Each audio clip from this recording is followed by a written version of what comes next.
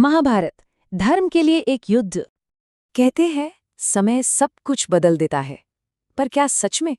इंसान की इच्छाएं, उसके आपसी टकराव, प्यार, ईर्ष्या, अहंकार और सबसे बड़ी चीज, धर्म की खोज।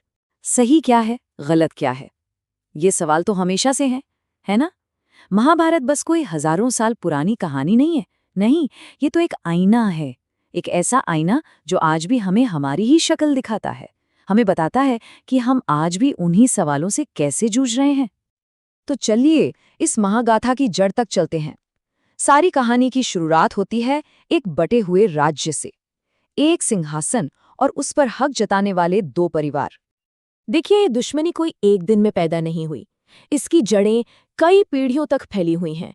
सब कुछ शुरू हुआ पूर्वज शांतनु से। फिर उनके बेटे भीष्म ने एक ऐसी प्रतिज्ञा ली जिसने सत्ता का सारा खेल ही पलट कर रख दिया। और फिर आए दो भाई, धृतराष्ट्र और पांडु। बस यहीं से कौरवों और पांडवों के बीच उस महासंघर्ष की नींव पड़ गई थी जो इतिहास का सबसे बड़ा युद्ध बनने वाला था। तो आमने सामने कौन थे? चलिए समझते हैं। एक तरफ थे कौरव, 100 भाई, अंधे राजा धृतराष्ट्र के बेटे, महल की शानो शौकत में पले बड़े, और मन में ये बात घर कर गई थी कि भाई सिंहासन तो बस हमारा है। और उनका लीडर कौन? ईर्ष्या और घमंड से भरा हुआ दुर्योधन। और दूसरी तरफ थे पांडव, सिर्फ 5 भाई, जिन्हें राजा पांडु के बाद जंगल में रहना पड़ा। उनका जन्म भी वहीं देवताओं के आशीर्वाद से हुआ, और उनके अगवा थे धर्मराज युधिष्ठिर, जो हमेशा कर्तव्य की बात करते थे। तो देखिए, यहीं से टकराव की पूरी जमीन तैयार हो चुकी थी। हर बड़े संघर्ष में ना एक ऐसा मोड़ आता है, एक ऐसी घटना जहां से वापसी के सारे रास्ते बंद हो जाते हैं। महाभारत में भी एक ऐसा ही पल था, एक ऐसा क्षण जिसने युद्ध को तय कर दिया। और वो सब एक चौसर के खेल से शुरू हुआ। राजा युधिष्ठिर को उनके चचेरे भाई दुर्योधन ने खेलने के लिए ललकारा, पर यह कोई मामूली खेल नहीं था, बिल्कुल नहीं। ये तो ईर्ष्या और धोखे से बुना गया एक राजनीतिक जाल था, जिसमें युधिष्ठिर फंसते चले गए। सबसे पहले दांव पर लगा राज्य, और युधिष्ठिर अपना पूरा का पूरा राज्य हार गए। एक ही झटके में पांडवों की सारी सत्ता, सारी संपत्ति, सब कुछ खत्म। लेकिन बात यहां रुकी नहीं, दांव और बढ़ता गया। युधिष्ठिर ने अपने चारों भाइयों को दांव पर लगा दिया, और उन्हें भी हार गए। हद तो तब हो गई जब युधिष्ठिर ने खुद को ही दांव पर लगा दिया। खेल के उस जुनून में, उस नशे में वो अपना अस्तित्व तक हार बैठे। और फिर उस खेल का, उस सभा का सबसे भयानक, सबसे शर्मनाक क्षण आया। युधिष्ठिर ने अपनी पत्नी, 5 पांडवों की पत्नी द्रौपदी को दांव पर लगा दिया, और उन्हें भी हार गए। भरी सभा में द्रौपदी का वो अपमान, बस वही वो पल था जिसके बाद युद्ध को टाला नहीं जा सकता था। अब ये लड़ाई सिर्फ राजपाट की नहीं रही थी, नहीं, ये न्याय, सम्मान और बदले की एक व्यक्तिगत लड़ाई बन चुकी थी। और अब हम पहुंचते हैं कुरुक्षेत्र के मैदान में। पर यह कोई आम लड़ाई नहीं थी। ये नैतिक दुविधाओं का एक ऐसा जाल था जहां धर्म की रक्षा के लिए ही धर्म के नियमों को ताक पर रखना पड़ा। पांडवों के सामने जो पहली और सबसे बड़ी चुनौती थी, वो ये थी कि एक ऐसे योद्धा को कैसे हराया जाए जिसे इच्छा मृत्यु का वरदान हो, मतलब जिसे कोई मार ही नहीं सकता जब तक वो खुद न चाहे। और वो योद्धा थे पितामह भीष्म। तो इसका हल एक बड़ी ही जटिल योजना में मिला। देखिए, पहला कदम, अर्जुन ने शिखंडी को अपने रथ के आगे खड़ा कर दिया। अब भीष्म की प्रतिज्ञा थी कि वो शिखंडी पर कभी हथियार नहीं उठाएंगे। दूसरा कदम, शिखंडी को सामने देखते ही भीष्म ने अपनी प्रतिज्ञा का मान रखते हुए हथियार नीचे कर दिए। और तीसरा कदम, बस इसी मौके का फायदा उठाकर अर्जुन ने शिखंडी के पीछे से अपने निहत्थे पितामह पर बाणों की बौछार कर दी। धर्म की रक्षा के लिए ये कितना सही था, ये सवाल आज भी पूछा जाता है। भीष्म के बाद कौरवों की सेना की कमान संभाली गुरु द्रोणाचार्य ने।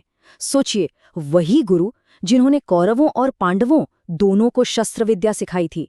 वो दिव्यास्त्रों के स्वामी थे, यानी ऐसे हथियार जिनके पास अलौकिक शक्तियां थीं। अब पांडवों को अपने ही गुरु से लड़ना था। तो द्रोणाचार्य को हराने के लिए एक बहुत ही विनाशकारी आधे सच का सहारा लिया गया। युधिष्ठिर, जिन्हें धर्मराज कहा जाता था, उन्होंने द्रोण के सामने जाकर जोर से चिल्लाकर कहा, अश्वत्थामा हतो नरो वा कुंजरो वा। अश्वत्थामा मारा गया, नर था या हाथी पता नहीं। अश्वत्थामा उनके बेटे का भी नाम था, और द्रोण ने बस पहली लाइन सुनी। अपने बेटे की मौत की खबर सुनते ही द्रोणाचार्य पूरी तरह टूट गए। उन्होंने हथियार डाल दिए और ध्यान में बैठ गए। और ठीक उसी पल उनकी भी हत्या कर दी गई। एक बार फिर जीत के लिए धर्म के नियमों को तोड़ मरोड़ दिया गया। और फिर अंत में अर्जुन का सामना हुआ अपने सबसे बड़े प्रतिद्वंदी कर्ण से।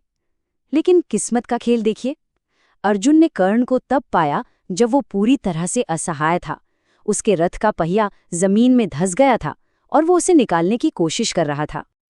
एक निहत्थे योद्धा पर वार करने में जब अर्जुन हिचकिचाए तो कृष्ण ने उन्हें याद दिलाया, धर्म कहाँ था अर्जुन, जब तुम्हारे निहत्थे बेटे अभिमन्यु को 7 योद्धाओं ने मिलकर घेर कर मारा था। उठाओ गांडीव और वार करो। कृष्ण के ये शब्द हमें दिखाते हैं कि कैसे युद्ध ने बदले का एक ऐसा चक्रव्यूह बना दिया था जिसने सम्मान और धर्म के सारे नियम तोड़ दिए थे। युद्ध तो जीत लिया गया, लेकिन किस कीमत पर? अब जरा बात करते हैं उस जीत की जिसके बाद जश्न का माहौल नहीं था, बल्कि सिर्फ और सिर्फ मातम और एक गहरा खालीपन था। हाँ, पांडवों ने युद्ध तो जीत लिया, पर यह जीत बिल्कुल खोखली महसूस हो रही थी। बदले की आग बुझी नहीं थी। द्रोण के बेटे अश्वत्थामा ने रात के अंधेरे में पांडवों के सोते हुए बच्चों की बेरहमी से हत्या कर दी, और कौरवों की मां गांधारी ने अपने 100 बेटों को खोने के दुख में कृष्ण और पूरे यादव वंश को सर्वनाश का श्राप दे दिया। जीत के नाम पर सिर्फ लाशें थीं और श्राप। इस युद्ध की तबाही का अंदाजा बस इस एक आंकड़े से लगाया जा सकता है। 18 अक्षौहिणी सेना, यानी लाखों करोड़ों सैनिक, और उनमें से बचे कितने? बस मुट्ठी भर लोग। ये जीत नहीं थी, ये तो एक तरह का सर्वनाश था।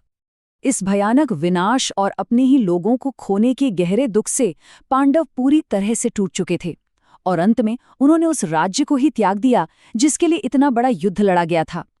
वो सब कुछ छोड़कर हिमालय की ओर अपनी अंतिम यात्रा पर निकल पड़े, जहां एक एक करके सबने अपने प्राण त्याग दिए। और ये कहानी हमें एक बहुत ही गहरे सवाल के साथ छोड़ जाती है, एक ऐसा सवाल जो आज भी उतना ही जरूरी है। जब एक युद्ध सब कुछ तबाह कर देता है, तो फिर जीत का असली मतलब क्या होता है? सोचिएगा जरूर।